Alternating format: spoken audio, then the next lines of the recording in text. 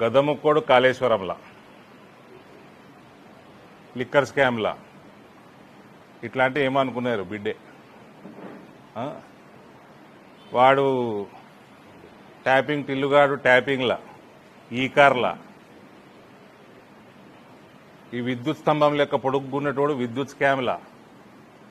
వీళ్ళని గప్ప గప్ప గప్ప గప్ప గుద్ది రప్ప రప్ప రప్ప రప్ప జైలు వేయాలి. ఫస్ట్ జైలు వేసినాక మళ్ళా రప్ప రప్ప రప్ప రప్ప ఇంకా స్కాములు పెట్టబడతాయి. ఇలా ముఖానికి 3.0 3 సీట్లు రా వీళ్ళకి తిప్పి కొడతాయి. ఆ కేసీఆర్ నిలబడాడు ముసలోడు నెక్స్ట్ టైం. సిరిసిల్ల నాకు హరీష్ ఒక్కడే గెలుస్తాడు అనిపిస్తుందండి.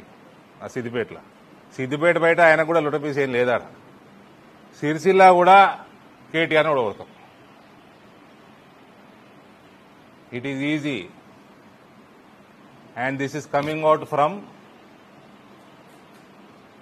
somebody who has demolished his sister's political career.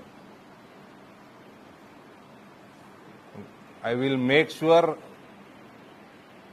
your political career also comes to an end. Revanth వీళ్ళని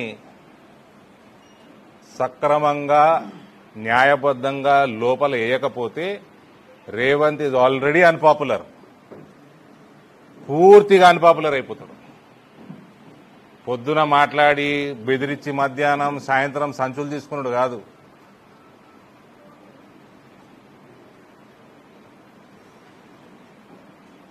నువ్వు చెయ్యలేదా? మీ పార్టీ, నువ్వు, నీ రాజకీయ జీవితం కూడా భూస్థాపితం అవుతుంది. తెలంగాణ సమాజం ఏనాడు కూడా కల్వకుంట్ల కుటుంబానికి క్షమించదు. ఎవడన్నా కడతారా ఎట్లా ప్రాజెక్ట్ ఇనాగ్రేషన్ కాకంటే ముందు కూలిపోయే స్థితికి వస్తుందా?